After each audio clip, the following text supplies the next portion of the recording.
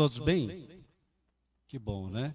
Sempre um prazer estar com vocês aqui nessa tarde de sábado. Um sábado maravilhoso, né? Está um dia muito gostoso hoje, né? Não está sol, não está frio, não está chovendo. Está muito gostoso, né? Então vamos aproveitar esse sábado, aproveitar tudo de bom que a casa oferece para a gente, né? Então, eu não vou me alongar muito, quero dar a palavra logo para o Wagner, né? E então vou pedir, por gentileza, se puderem desligar os celulares ou colocar no modo avião, da forma que for mais confortável para vocês, tá? Não é uma exigência, tá? A gente só pede para que evite de atrapalhar o andamento da palestra. Bom? E dessa forma, então, vamos nos sentar bem confortavelmente.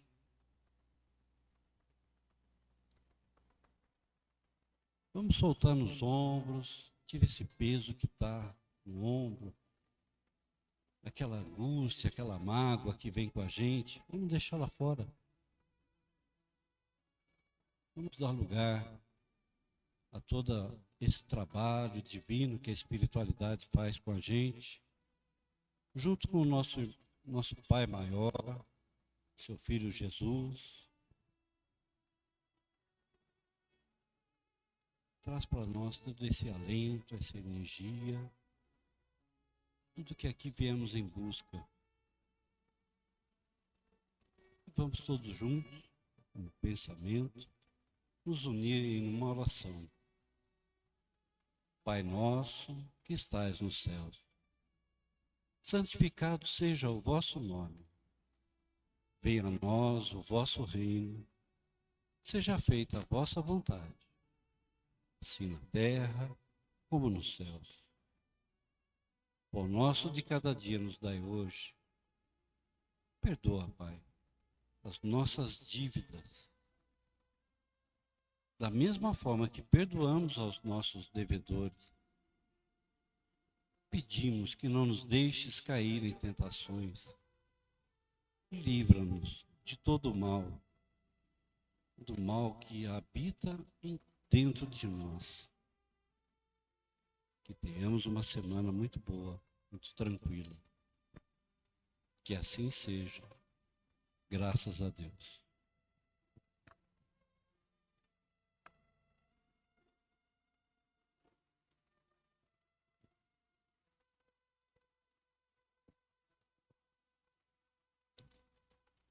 Muito bem. Hoje o Wagner vai trazer para a gente um tema. Quase não tem assunto para falar dela, né, Wagner? Quase não tem nada para falar. Puxa vida. Maria de Nazaré, né? Quase nada para falar. É um grande exemplo de amor. Eu vou pedir que recebam o nosso querido Wagner com todo amor, com todo carinho. A palavra é sua. Boa tarde, meus irmãos. Sejam todos muito bem-vindos. Que Jesus possa nos envolver neste momento, que nós possamos sentir a paz de Jesus em nossos corações e o envolvimento da espiritualidade amiga que se faz presente aqui nesta casa, nesta tarde de hoje. Bem, meus irmãos, hoje nós vamos falar da Mãe de Jesus, né? Nós sabemos que os Espíritos nos orientam no livro dos Espíritos, que o nosso maior exemplo a seguir é Jesus. Mas Maria foi a primeira discípula do Cristo. E hoje nós vamos falar dela. Em especial porque amanhã também nós comemoramos o Dia das Mães. Os relatos históricos sobre a vida de Maria são muito pouco encontrados. O que eu encontrei são relatos presentes no Evangelho de Lucas e no Evangelho de João, especialmente João. Porque João acolheu Maria após a morte de Jesus. E uma coisa que eu percebi é que Maria é citada mais vezes no Alcorão do que no próprio Evangelho. Ela é vista como um personagem extremamente importante na vida da humanidade. Para nós entendermos como Maria chegou a ser mãe do nosso mestre amado, nós temos que voltar alguns séculos antes do nascimento do Cristo. Quando o povo judeu, ou também chamado hebreu, vivia na escravidão no Egito.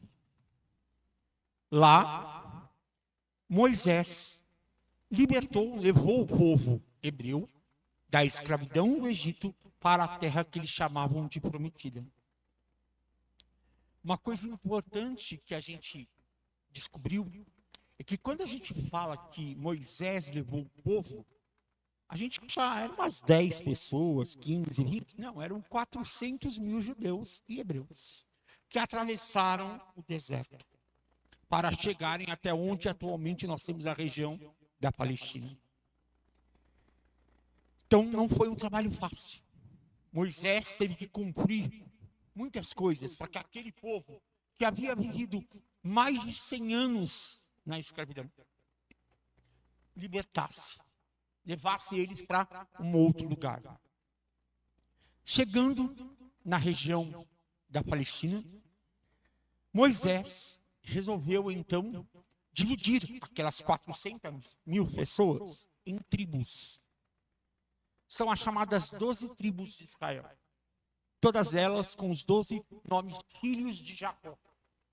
Jacó é um dos filhos de Abraão, né, que vem muito antes de Moisés. E então, uma das tribos, chamada a tribo do filho Benjamim, Benjamim é o filho mais novo de Jacó.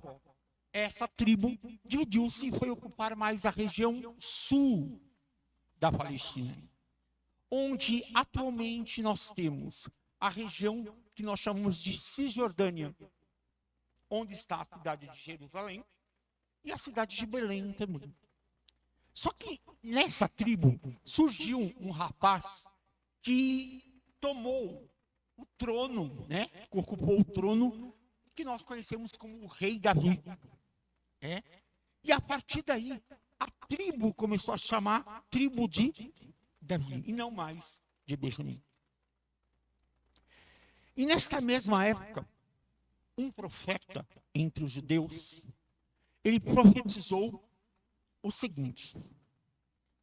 O nome dele, Elias. Elias disse que haverá de chegar o momento em que nós receberemos o nosso Salvador. E ele nascerá entre nós para trazer a paz e a harmonia entre os homens. Ele nascerá da tribo de Davi e na cidade de Davi. Acabei de dizer que Davi fundou 2 cidades, Jerusalém e também Belém. Então, percebamos como as profecias dos profetas, elas vão sendo cumpridas na história. Passaram-se muitos anos dessa profecia. A tribo de Davi se distribuiu por aquela região do sul, que na época de Maria era dividida em 2 grandes regiões. Algo que nós chamamos de Judeia, onde estava a cidade de Jerusalém, e há uma região banhada pelo Mar da Galileia, era a região chamada Galileia, onde se encontravam pequenas aldeias, como Cafarnaum, Nazaré, Betsaida.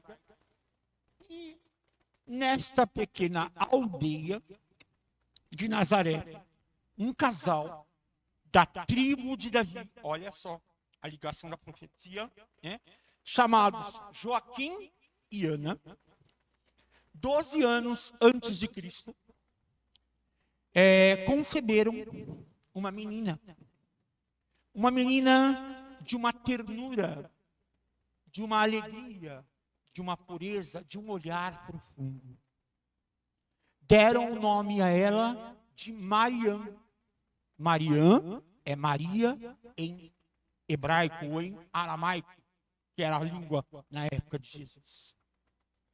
E essa menina, com a sua mãe, que também fazia os serviços domésticos, era a pessoa que cuidava do lar, ela também aprendeu a fazer tudo isso. Afinal de contas, nós estamos numa sociedade patriarcal, da Judéia ou da Galileia de mais de 2000 anos atrás. Cabia aos homens o trabalho e à mulher o cuidado com a casa. E ali a mãe ensinou tudo a Maria sobre os cuidados com a casa, com a família, mas ao mesmo tempo ensinou sobre os ensinamentos judaicos. Ela seguia a regra dos ensinamentos judaicos. A família de Maria, ela vivia da carpintaria. Seu pai, Joaquim, era carpinteiro. Na aldeia de Nazaré, a maioria das pessoas eram agricultores, eles cultivavam trigo. Mas a família de Maria era uma família de carpinteiros. E juntamente com a família de Maria, na mesma aldeia de Nazaré, existia uma outra família de carpinteiros. A família de Eli, que tinha como um dos filhos, o filho mais novo dele, José. José tinha 24 anos quando foi dar, na realidade, Maria, com 12 anos de idade. Nós estamos há 2000 anos atrás. Ela foi concedida como sendo noiva de José. José tinha 24 anos, era 12 anos mais velha que Maria. E nesse momento em que eles estabelecem o noivado, Maria, uma tarde, sai à beira do córrego próximo à cidade de Nazaré, córrego banhado pelo Rio Jordão e também pelo Mar da Galileia. Ela vai lavar roupas, que era um dos seus afazeres diários.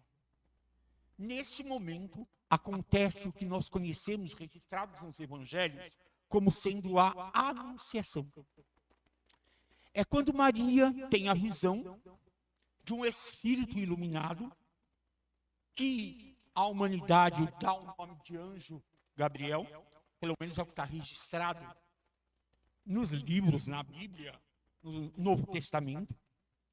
E ali, ela tem esta visão, ou seja, ela estava ali exercendo o quê? A mediunidade que ela também tinha. Ao ver esse espírito, ela se curva, porque ela percebe que é um ser iluminado.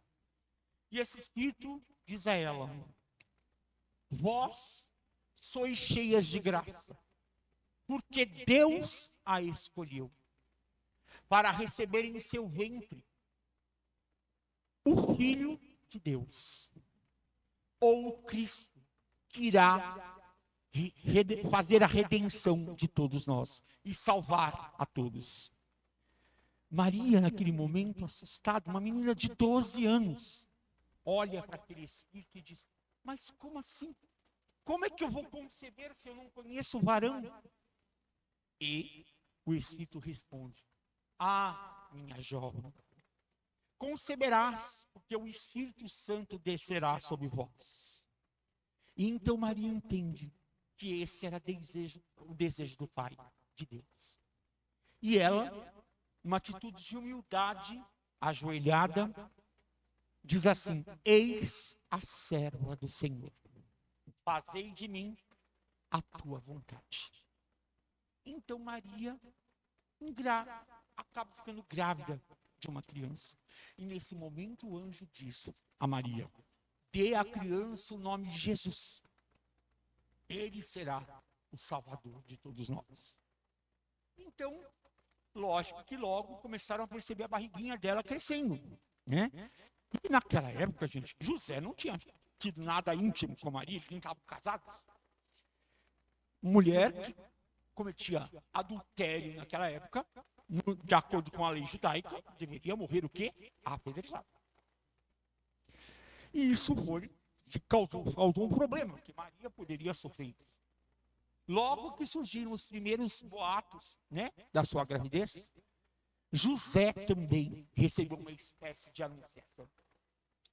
O Espírito que havia visitado Maria, o visita também. Ele diz que Maria estava grávida, porque o Espírito Santo havia descido sobre ela, e que eles iriam receber um menino, que o qual deveriam dar o nome de Jesus, e que ele seria o Messias tão esperado pela humanidade. E que cabia a José fazer o papel de pai daquele Espírito e reencarnar. Voltava à Terra, que encarnava na Terra. Jesus nunca reencarnou, é uma única encarnação. E então, nós já sabemos toda a história, como aconteceu toda a história do nascimento do Cristo. Mas a família, José se casa com Maria, e José é obrigado a ir até Belém. Afinal, ele era de Belém, a família dele. Eles só estavam morando em Nazaré. Para registrar, porque o rei Herodes, naquela época, rei da Judéia, dominada pelo Império Bélico Romano, daquela época, né? Ele é obrigado a voltar para fazer um censo. Eles estavam fazendo um censo, registrando quantos cidadãos existiam. E todo mundo tinha que voltar à sua cidade natal. E Maria agora pertencia à família de José. Ela também tem que se registrar onde? Em Belém. Não pertencia mais à família dos pais dela.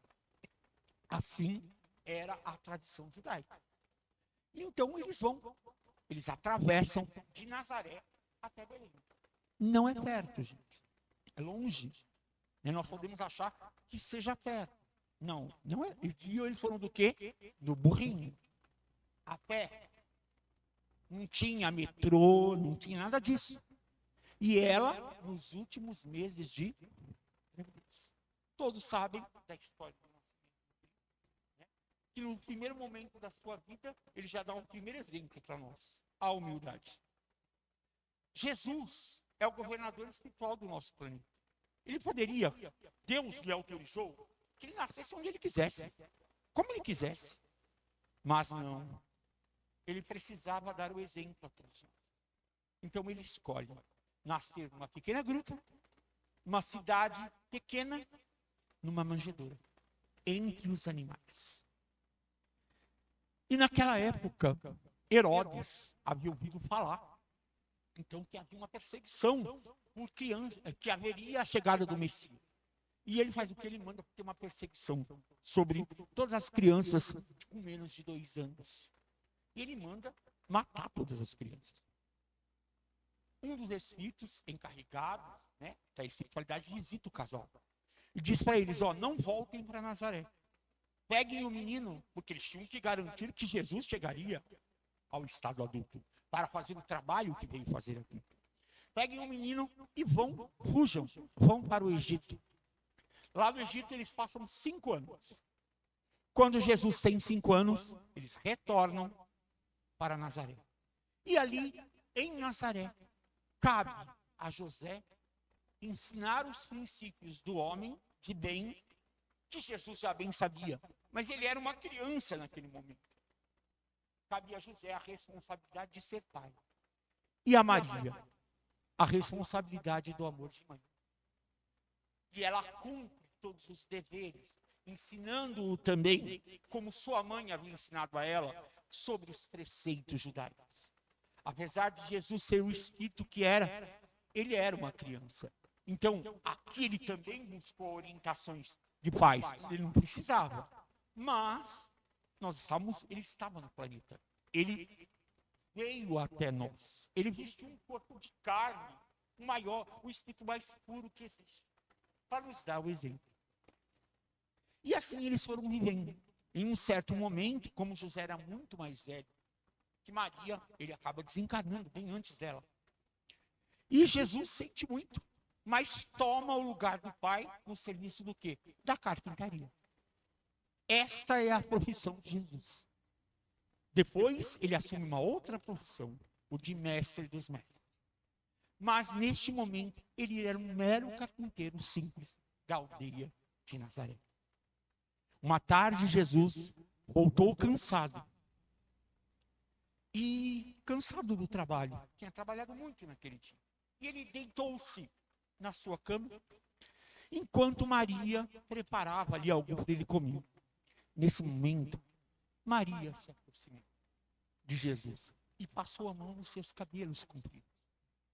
Maria sabia, assim como Jesus também sabia, de tudo o que ele iria passar. Ela sabia como seria difícil e a dor que seu filho iria sofrer. Então, ao passar as mãos no cabelo de Jesus, ela fala assim, né? Senhor meu Deus, eu sou mãe, eu tenho um amor e sou capaz de ceder a minha vida para que eu passe a dor no lugar dele. E Jesus ouve isso. Só que Jesus faz que está dormindo, uma lágrima. E aí Jesus diz assim: é este o amor que Deus quer ensinar para todos nós. O amor incondicional. Que é capaz de amar acima de qualquer coisa. E esse é o amor que mãe tem por filho. E pai também, viu? Mas enfim, Jesus vai para o apostolado, para o seu ministério, mas antes ele e Maria são convidados a visitarem, para irem ao casamento de um primo, numa cidade chamada Canaã, que também pertencia a Galileia. E lá é feito o casamento, só que durante o casamento o vinho acaba. Nós conhecemos esse momento, está lá no Novo Testamento, como o primeiro milagre de Jesus, né? Conhecido como as bodas de Canaã. Os primos de Maria ficam desesperados, porque o vinho havia acabado. E Maria chega em Jesus e fala, sabia que era Jesus, né, gente? Então, um médio excepcional de efeitos físicos. Chega aí, ele fala o seguinte: filho, rasgai-os. E ele fala, mãe, eu ainda não estou pronto. E Maria diz, filho, são nossos familiares. Está bem, minha mãe. Farei o que me dizes. Mas, por favor, solicita aos homens que façam o que eu orientar. E ela solicita, e ele pede para que um quarto se encha vários tonéis de água e que todos saiam. E então, depois de alguns minutos, Jesus sai de lá. E eles viram que aquela água que estava no tonel havia se tornado vinho da melhor qualidade. Digamos assim, da melhor safra que a gente pode ter. Da melhor qualidade. E foi servido no casamento. A partir daí, começou o ministério de Jesus. E naquela época, meus irmãos, do ministério de Jesus, a mulher não podia falar. Ela não podia pregar. Ela era condenada à morte se fizesse isso. Naquela época, só os homens que podiam pregar. As mulheres do caminho de Jesus faziam o quê? Trabalhavam para manter o ministério. Maria trabalhava, Maria de Magdala, tantas outras, Joana de Cusa, tantas outras que ali junto do mestre estavam. Elas trabalhavam para fazer o quê? Comprar o alimento, para que eles pudessem viajar de uma cidade para outra. E aí, em certo momento, Maria pergunta ao filho, filho, você pode me dizer se é chegado o momento? E ele diz para ela, esperai, minha mãe, quando for o momento, vós sabereis. Em um certo momento da história do apostolado de Jesus, ele volta para Nazaré. Por quê? Quando pequeno, José havia feito para Jesus uma rédea que ele deveria colocar no burrinho ao qual ele iria adentrar a cidade de Jerusalém. E ele deu para o filho. E disse assim, aí o filho fala, pai, guarda para mim. Ele era pequeno ainda. E José guarda numa caixa. E essa caixa está localizada exatamente próximo ao túmulo de José. E quando ele vai até o túmulo de José buscar as rédeas, ele diz para Maria, mãe, é chegado o momento. E ela vai com ela, até com ele, até o túmulo de José. E Jesus diz para Maria, mãe, essa é a última vez que eu piso aqui, nessas terras de Nazaré. E ele vai para Jerusalém. E acontece tudo aquilo que nós já bem sabemos, né? E próximo ao cenáculo, a união de Jesus na Santa Ceia, na casa de José de Arimateia, Jesus manda levar sua mãe e as mulheres que estavam com eles lá em Jerusalém de volta para Cafarnaum. Porque Jesus sabia tudo o que ia acontecer. E ele não queria que a sua mãe sofresse a dor que ele iria sofrer. E então Maria é levada de volta. Só que lá, Maria pressente, vai acontecer alguma coisa com meu filho. Não é assim, mães? Ela volta. Sem Jesus. E presencia toda a crucificação de Jesus.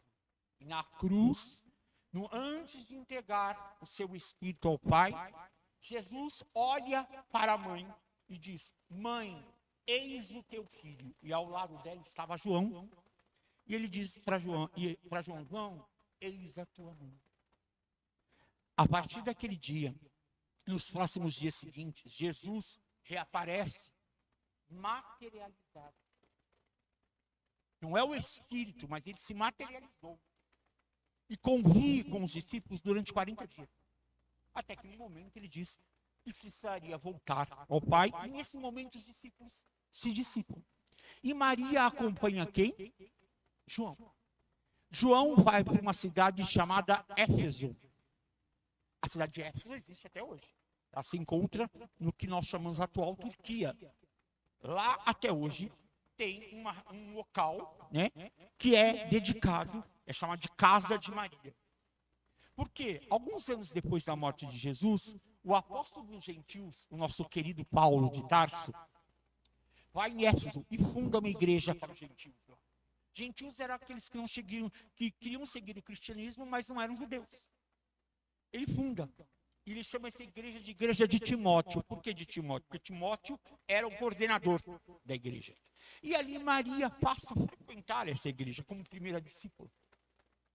E o que ela faz? Ela abre as portas da sua casa para atender os que mais sofrem, os pequeninos de Jesus.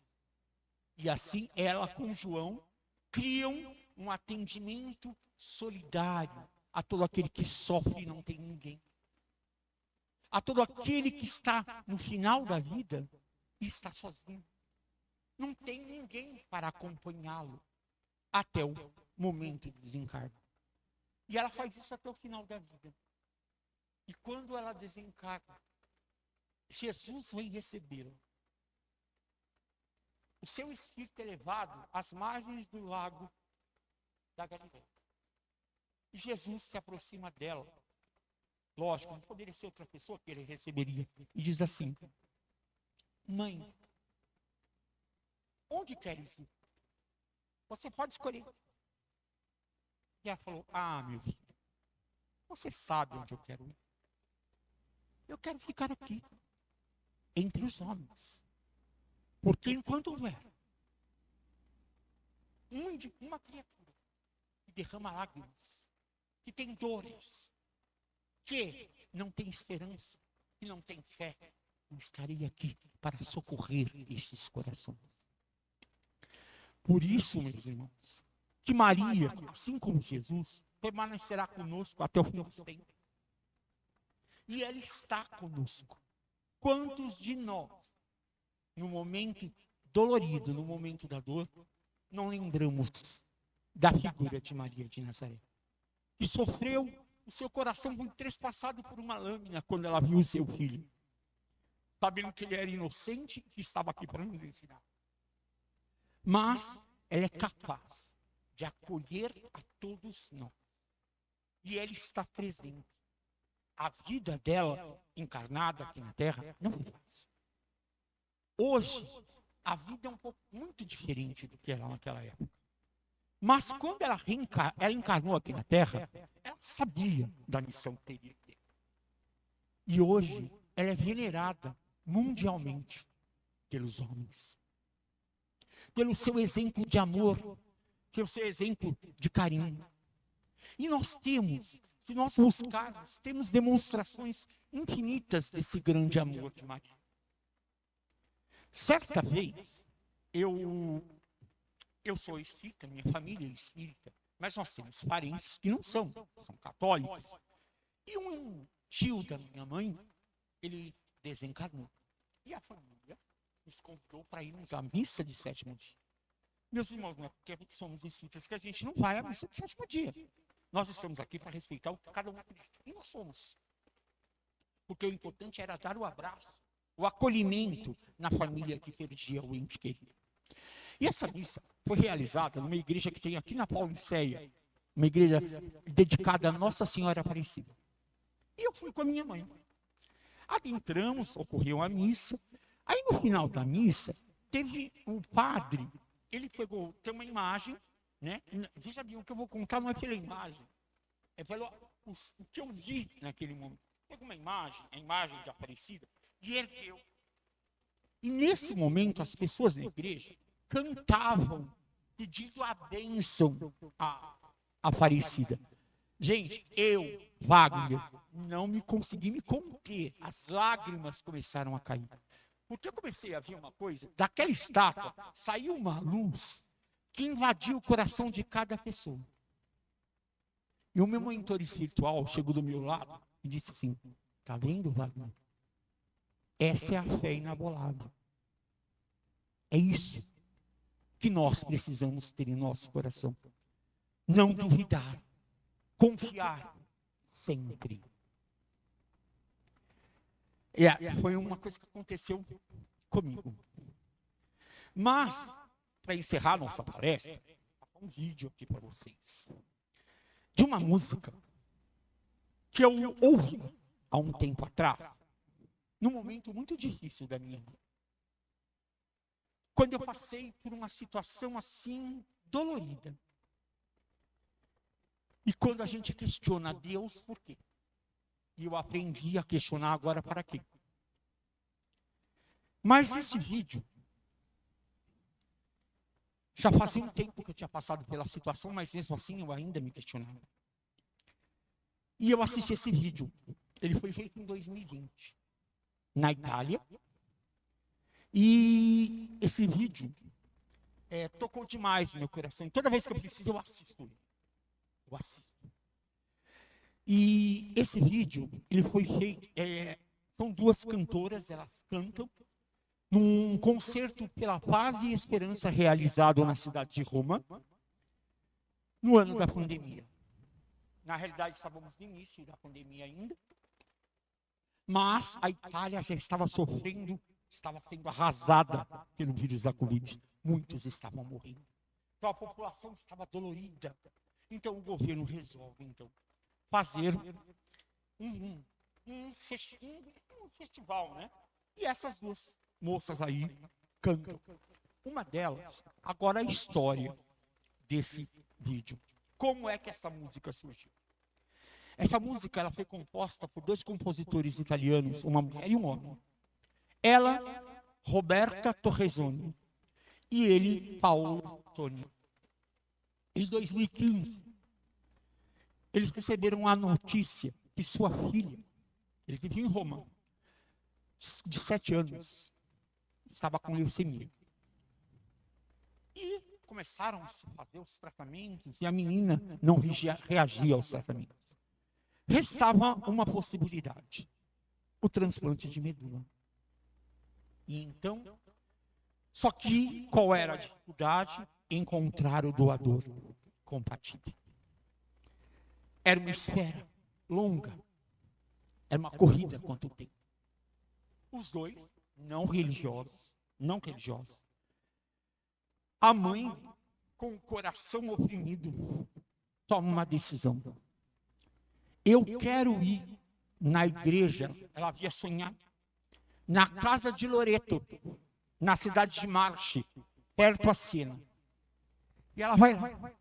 Quando ela chega, ela entra e se ajoelha e pede, porque as Nossas Senhoras são a representação de Maria. E pede à mãe de Jesus que, se fosse da vontade de Deus, que este possível doador aparecesse. E que, se assim fizesse, ela levaria a sua filha para conhecer a casa de Loreto em Calcutá. Não sei se os irmãos sabem que a casa de Loreto é a casa que recebeu Madre Teresa de Calcutá, logo que ela chegou na Índia. E então, 10 dias depois, apareceu o doador. A menina curou-se. E aí, então, este casal resolveu fazer com a filha a viagem para Calcutá. Chegando lá, eles descobriram que haviam chegado na casa de Loreto, que é a igreja, no dia do aniversário de Madre Teresa de Calcutá, 26 de agosto. E ao entrarem, estava acontecendo um concerto em homenagem a ela. E esta freirinha ali, ó, cantava uma música em homenagem a Maria de Nazaré. Não essa música, uma outra. E eles ficaram extremamente tocados com a voz dela. Quando voltaram para a Itália, compuseram. E nesse concerto convidaram ela, Irmã Maria de Jerusalém, para cantar com a madrinha da medida, a outra cantora chamada Piedade, em homenagem a Maria de Nazaré. Eu quero deixar registrado aqui para os irmãos que Madre Teresa, ela também recebeu, através da sua mediunidade, porque ela era uma médium, a visita de Maria muitas vezes. Ela relata nas suas cartas, tem um livro chamado As Cartas de Madre Teresa. Ela relata para o seu confessor que várias vezes Maria a visitou, principalmente nos dias em que ela queria desistir. Em que ela queria desistir da obra que ela estava construindo. E quando ela queria desistir, ela tenta, porque ela estava num meio que não era um meio cristão. Eles eram hindus. E ela era vista com um olhado. Não queriam que ela estivesse lá. Mas ela sabia que era a função dela acolher os mais pobres, os que sofrem, aqueles que não têm para acompanhar até a morte. Foi aí que ela fundou a Ordem das Irmãs Missionárias da Caridade. Em 1950 foi isso. E ela muito ligada a Maria. Parece que essa casa aí, de Loreto, onde ela estava, é bem a casa de Maria na época de Maria. Ela fez o que Maria pediu. E toda vez que eu assisto esse vídeo, eu me emociono, porque eu não tenho como não me emocionar. E depois de vocês ouvirem, eu tenho só mais uma coisa a falar para vocês. Itar.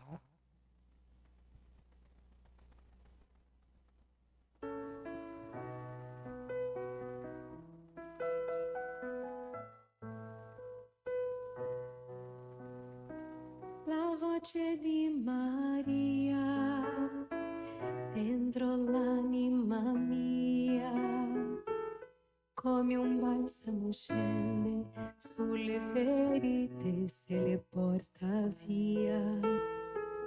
La voce di Maria, dolce melodia, che ci porta il cuore sempre di più nel cuore di Gesù. Le mani di Maria sopra l'anima mia, santa benedizione, la sua protezione per la vita mia. La voce di Maria, le mani di Maria, il suo sorriso dolce che ci fa cantare, sei la mamma mia.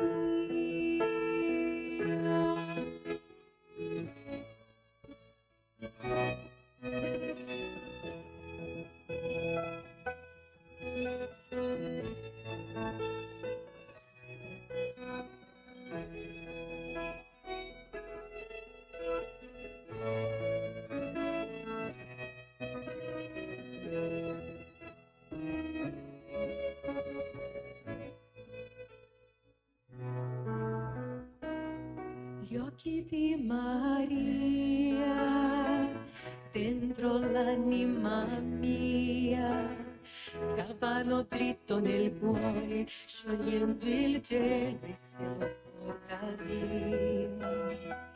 L'amore di Maria, dolce poesia che sussurra al cuore sempre di più il nome di Gesù.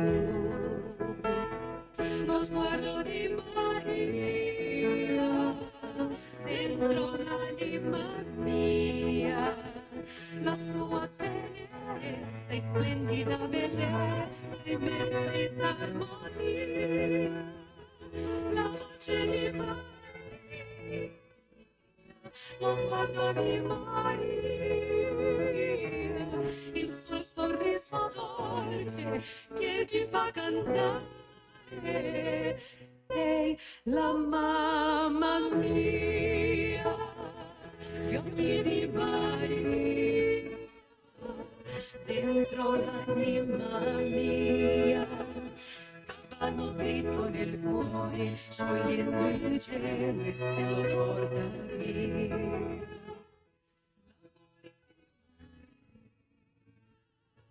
Dolce poesia che sussurra il cuore sempre di più il nome di Gesù. Lo sguardo di Maria dentro l'anima mia, la sua tenerezza e splendida bellezza, immensità, armonia. La voce di Maria, lo sguardo di Maria, il suo sorriso dolce che mi fa cantare. Sei la mamma mia.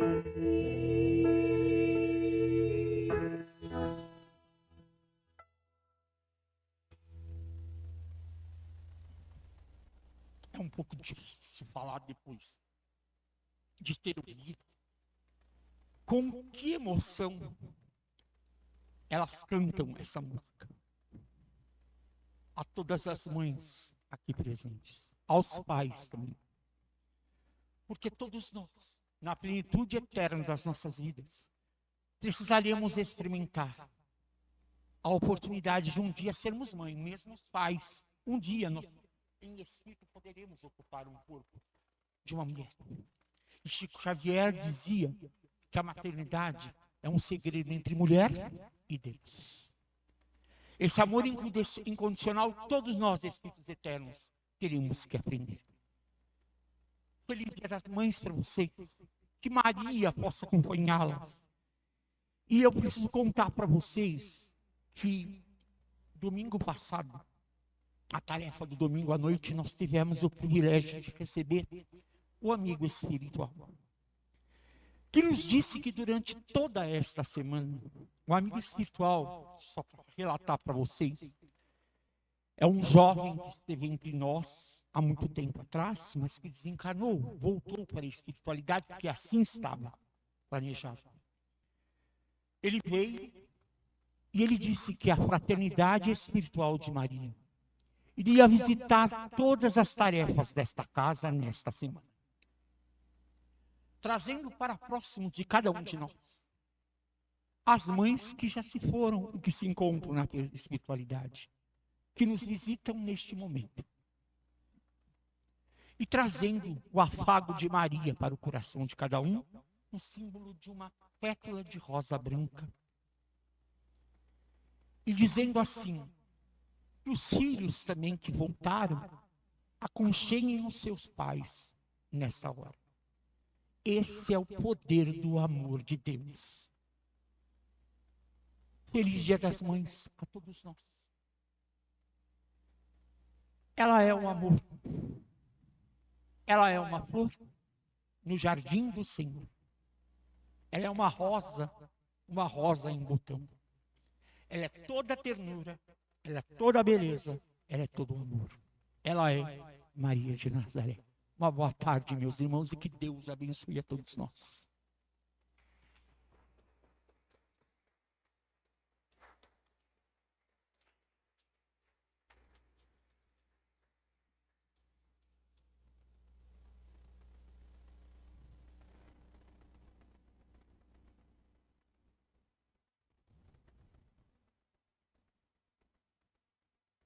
Obrigado, Wagner. Em nome da Escola de Paz, estamos muito agradecidos. Vou pedir para a equipe da Câmara de Paz para que se dirija ao local e dessa forma a gente poder dar continuidade. Difícil não ser, professor?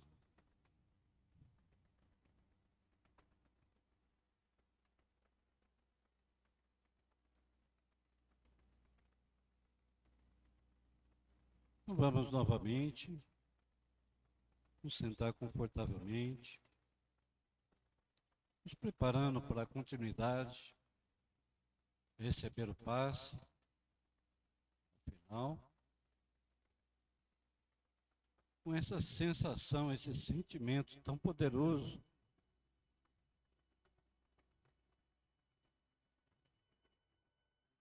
que é o amor de Maria está aqui com nós.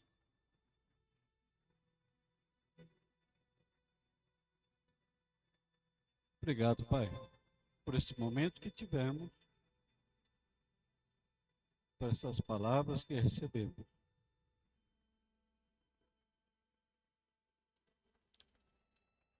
Esse amor que recebemos, possamos levar no nosso dia a dia e a todos que encontrarmos pelo caminho.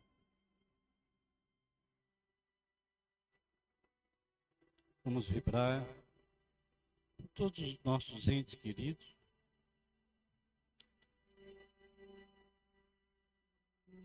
desencarnados, encarnados, as nossas mães, todos. Que tenhamos uma semana abençoada. Que assim seja. Graças a Deus.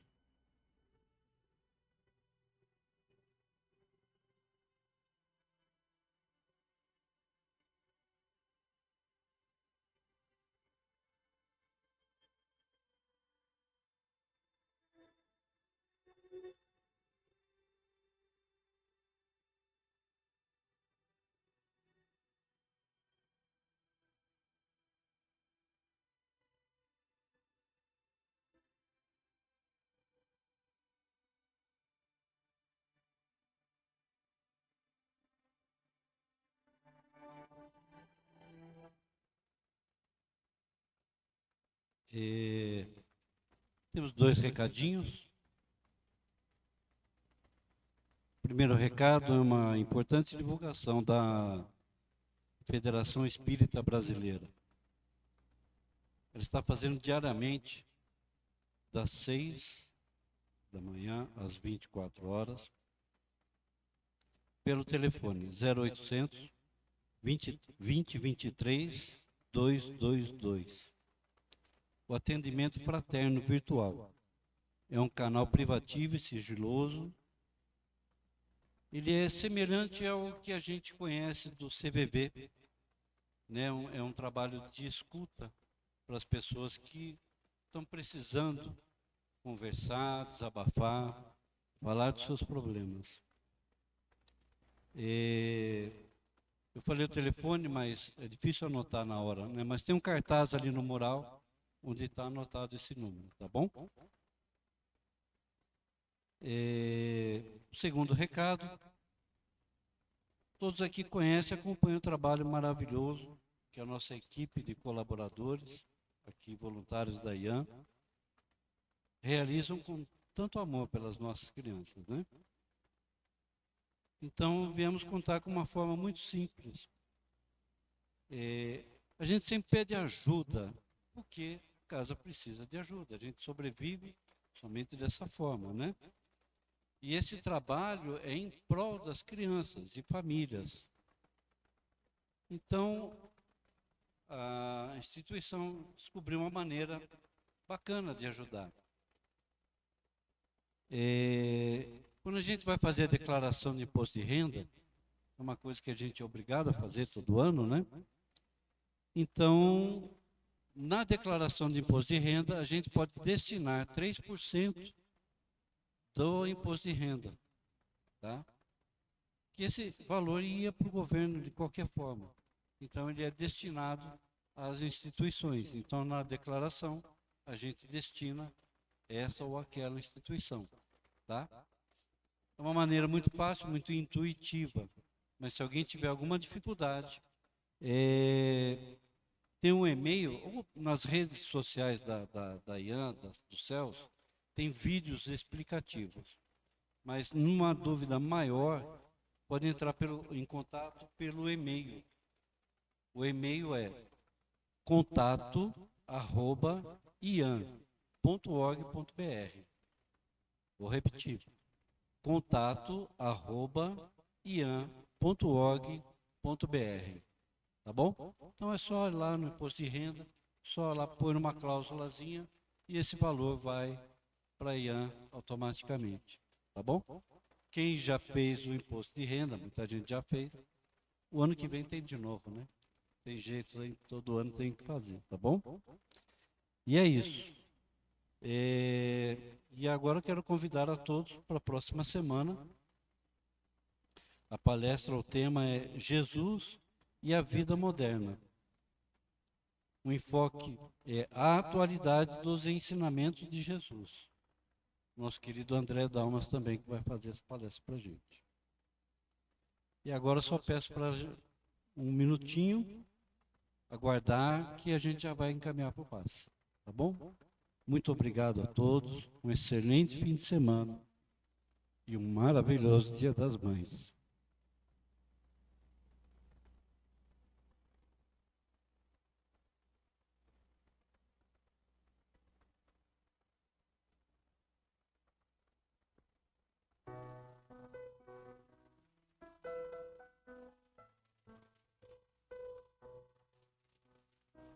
La voce di Maria dentro l'anima mia, come un balsamo scende